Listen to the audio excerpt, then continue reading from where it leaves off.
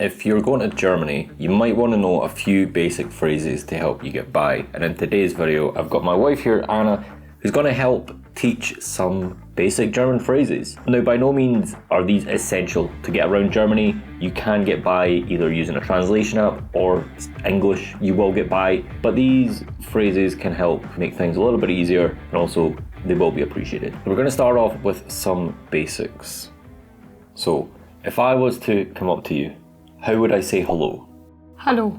So, hello. All you do is change the E for an A. Nice and simple. You may have even heard that one before.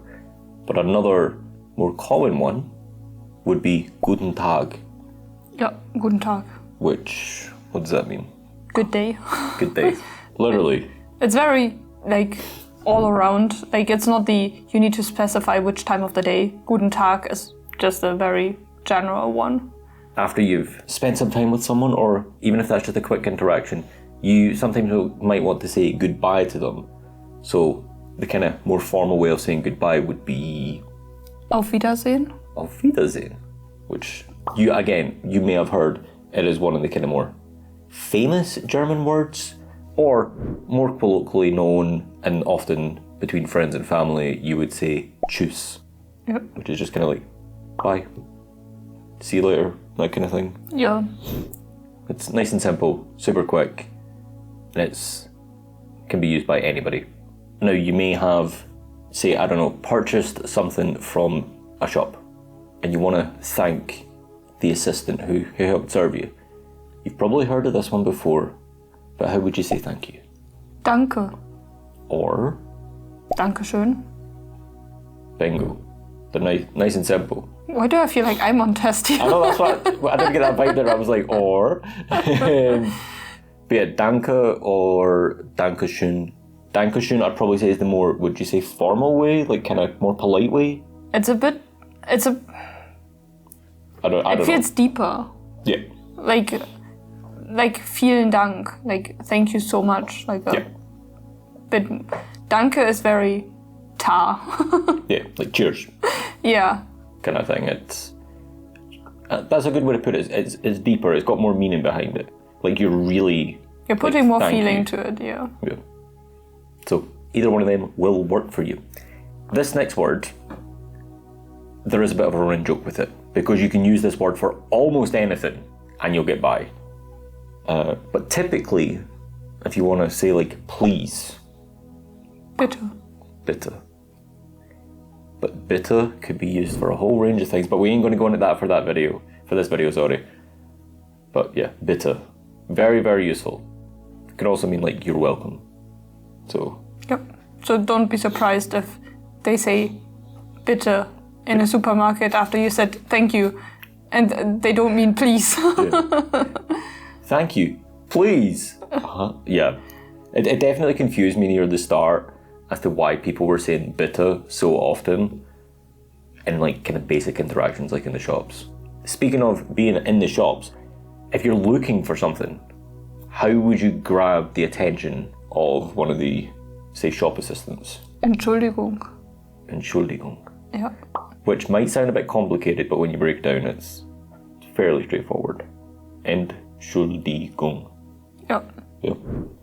I remember near the start of my kind of German learning journey, I did struggle with that one a lot.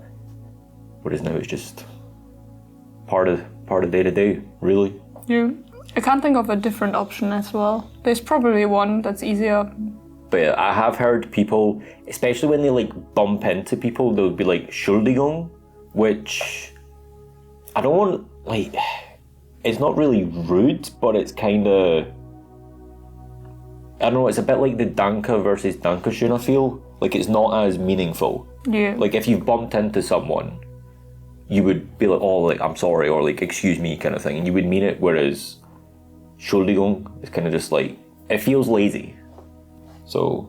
It really is. Avoid using Entschuldigung, use Entschuldigung. It's an extra syllable, but makes the world a difference, I feel. If you mean it, yes.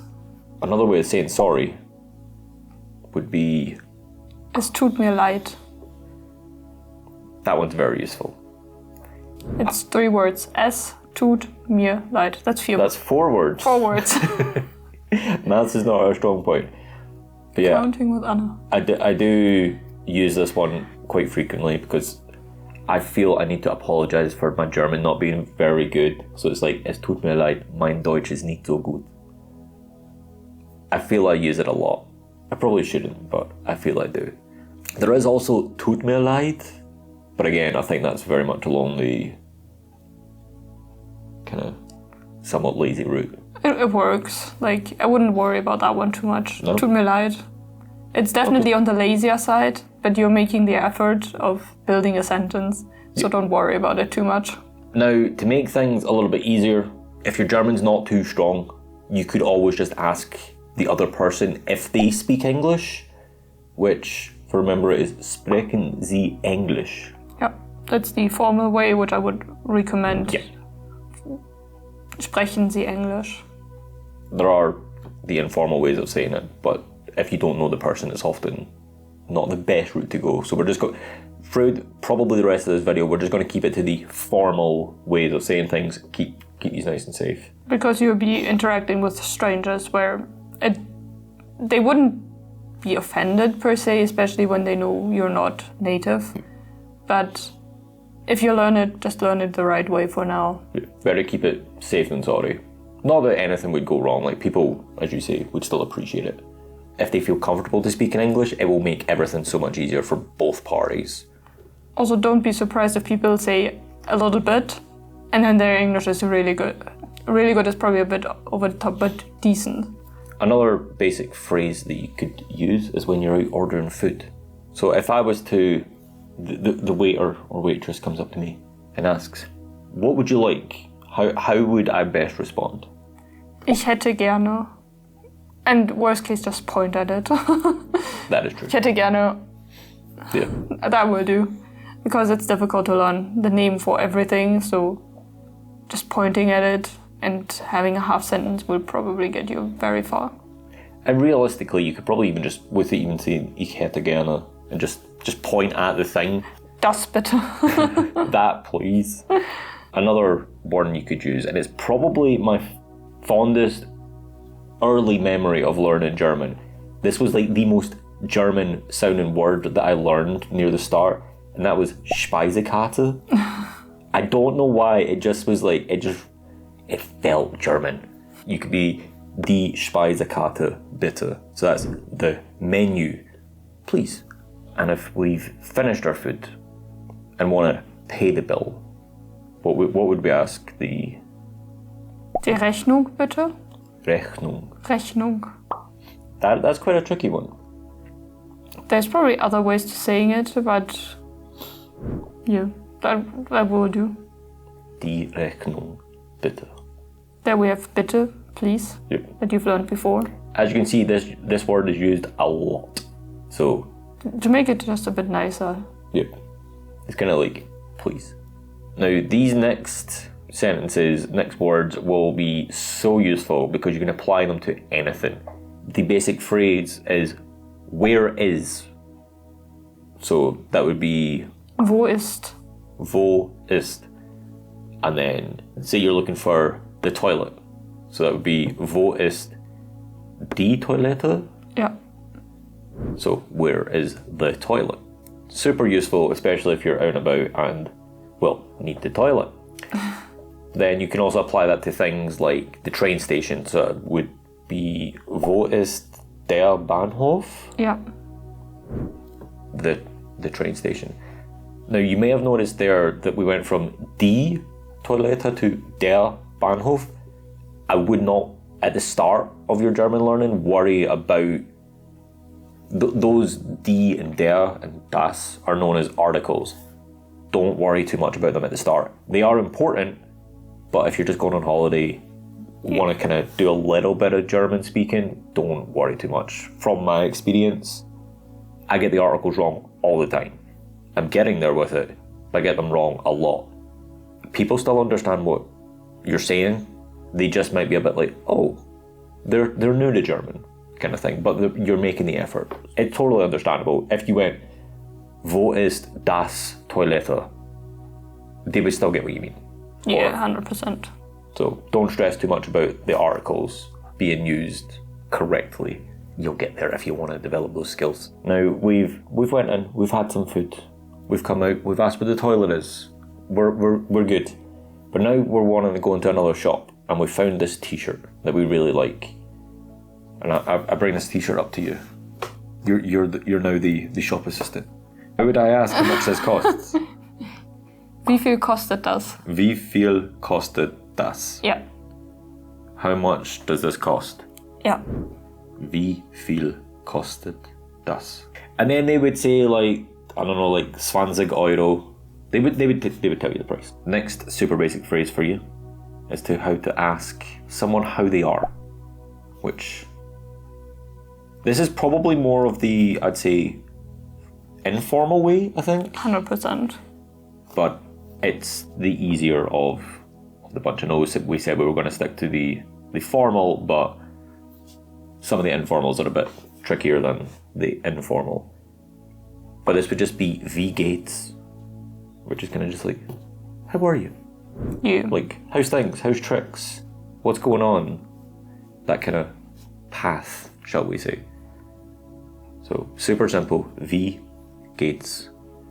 Which, does that not word for word translate to like, how goes? Kind of thing. How it goes.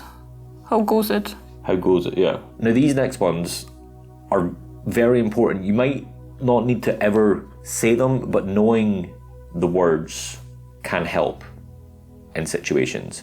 These are for entrance and exit, and also some warning signs. Now, for one of the warning signs, you may have already seen this in the past, but Achtung, which is attention? Yeah. Kind of like Attention, caution. Although there is another word that you may come across from time to time, which I've not seen too much, but I have seen it in the past. But is it Vorsicht? Yeah.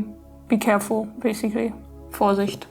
So again, just keep an eye out for that, like Achtung or Vorsicht. But then as for entrances and exits, you have Eingang and Ausgang. Now, is that on foot? Yes. Because there are different options if you're, depending on the mode of transport you're using, whether you're on foot, you're in a car, or anything like that. But are you driving or walking? Yeah. So Eingang is entrance. Yep. Ausgang is exit. Yep. Then if you're in a car, it's Einfahrt Yep. is exit. No, entrance. Give myself mixed up here. And you've got Ausfahrt, which is exit. Yep. So basically, as long as you can remember the Ein, and the Aus, remember that and you'll get by. So Ein, followed by the word, will be your entrance. Aus, followed by the word, is an exit. That, I think, should keep you going. Yeah. Now, how would you express that you liked something? If I was to be like, this mobile phone that we're totally not reading this script off of, how would I say I like this phone? Ich mag das Handy. Ich mag das Handy. Yep. So I like that phone. Yep. And again, to go back on the articles, if you said ich mag die Handy, you'd still be fine. You don't need to stress too much about that at the start. What if I didn't like it? Ich mag das Handy nicht. So basically the exact same, you just add the word nicht, Yep. on the end. So let's say the table that we're leaning on. Ich mag das Tisch nicht. Den Tisch. But yeah, otherwise correct. Articles will be your best friend and your worst enemy. But yeah, you don't need to worry too much at the start. If you develop out your German, you most definitely do. But at the start, you'll be fine. Probably should have put this a lot earlier on this list. But let's say you've met someone for the very first time. And I want to ask what their name is. How would I do that? Wie heißen Sie? Wie heißen Sie? Yeah. And again, that is the formal way of saying things. Yeah. So that breaking it down is kind of wie is how, heißen is like name, called, You. Sie, you. So like how called you, basically, which Yeah. sounds very Yoda. if you're a fan of Star Wars, nice and simple. Nice and simple. So that's just, how cold are you? If they ask me the same thing. So, say you ask me, wie heißen Sie? What would be my best response? Ich heiße Anna. Ich heiße Liam. Yeah, that's how to introduce yourself. Ich heiße, followed by your name. Nice and simple. And then the last phrase I have for you is just when you're toasting with friends or strangers, as I spoke about in one of my recent videos, the German tradition of cheersing. I don't know how to exactly phrase this, but it's very much a thing that you need to look into the other person's eyes. And when you clink glass, you have to stare right at them and you would say, Prost. Prost. And then you're allowed to look away. Then you're allowed to look away and drink. And drink, yeah. It's a bit of a weird one, I'll be honest. It's taken a bit of time to try and get used to, but Prost is basically just cheers, as we would say in English. So, but make sure to look into their eyes. That's the important bit. Yeah. If you don't do it, don't stress. Like, it's all good. But just, I think people would appreciate it. It also kind of shows that you've learned a little bit about the culture. Because I know sometimes when I've done it at friends' parties, they're just kind of like staring at me. Yep. But I think that's more, we're comfortable and they kind of like making a bit of a joke with me. So if you're in whatever setting, don't stress. And there we have it, 11 simple phrases that will make the world of difference on your travels throughout Germany. Whether you're ordering food, introducing yourself, asking how much something is, or more than likely asking where the toilet is, these phrases will help you get by. It will be super appreciated by everyone involved. If you found this video useful, make sure to hit like, subscribe for more language and German travel content. And if you want to learn some more German, I'll be linking a playlist right here that'll teach you a whole range of how to pronounce different things, such as brands, animals, European cities, etc. So make sure to give that a look. And I'll see you in the next one.